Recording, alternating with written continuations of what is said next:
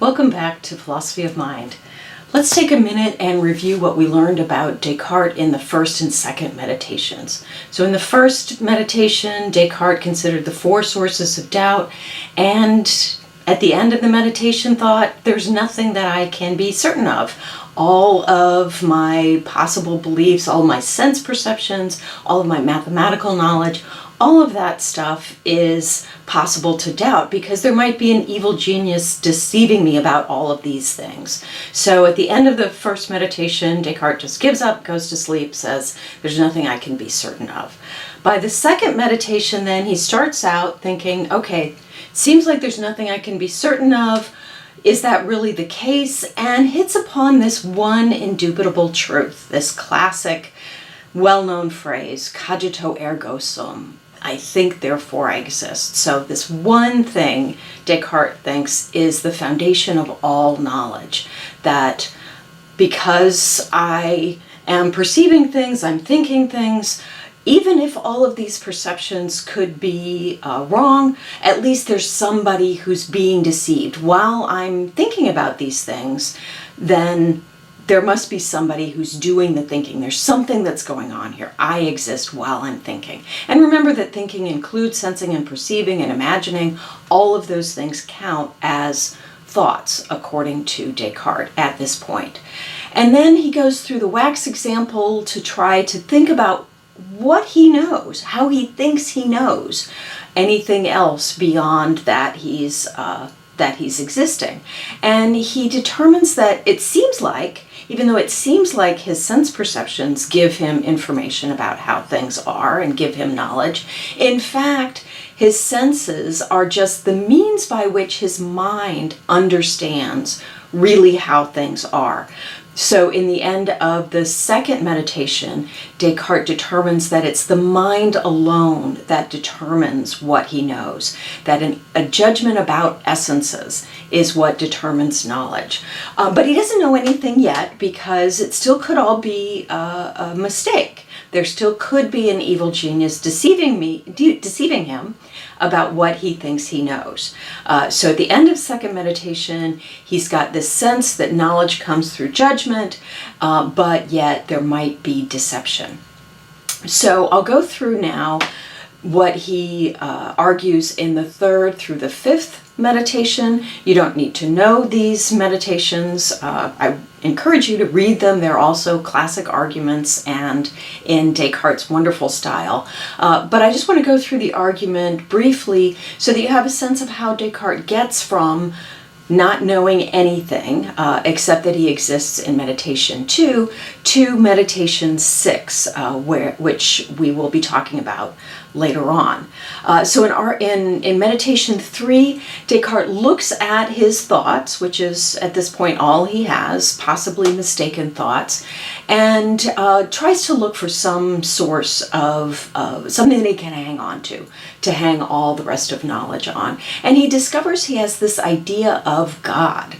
God is all-powerful and all-good, and it's an idea that he has, and he determines that he could not have come up with this idea himself. There must be something as good and as powerful as God to have produced this idea in him. So there must be a God that is all-powerful and perfect that has given him this idea of God, and on the basis of that idea, then, Descartes argues in Meditation 4 that the source of error must be himself. It must be a lack in himself because God is all-powerful and perfect.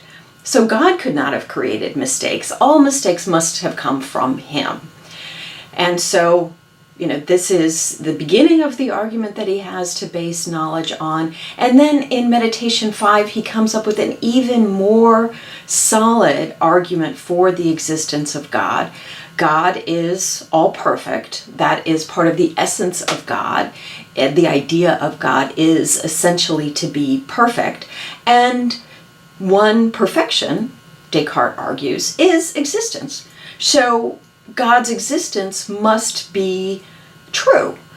based on the fact that God is all-powerful, God's not a deceiver, so any ideas that I have that are judgments about essences, clear and distinct ideas, he talks about those, so you can think about those as equivalent.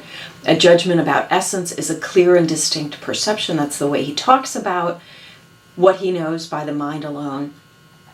And so all of the ideas that I have that are clear and distinct, that are judgments about essences, must be true, because God exists, God is perfect, and God would not deceive me. So this is his argument from Meditation 3 to Meditation 5. You might think, well, I don't believe in God, maybe God doesn't exist, and so, all the rest of this is rubbish. But think for yourself about what other sort of idea might substitute for God in being a foundation for knowledge. So you might go with Descartes for the first meditation, that everything could be a mistake, and also you might agree that one thing that can't be a mistake, one thing that must be known with certainty, is that I exist while I'm perceiving it. And then you might want to reject the rest. But if you do, then is that where you're stuck? Are you stuck with just your perceptions and everything else might be a mistake? Or is there another way to build on that initial foundation? So this is epistemology, this is theory of knowledge. So think for yourself about what could ground knowledge if you think that Descartes is wrong about his arguments for the existence of God between Meditations 3 to Meditation 5. So that will be a challenge for you as you're thinking about Descartes' meditation.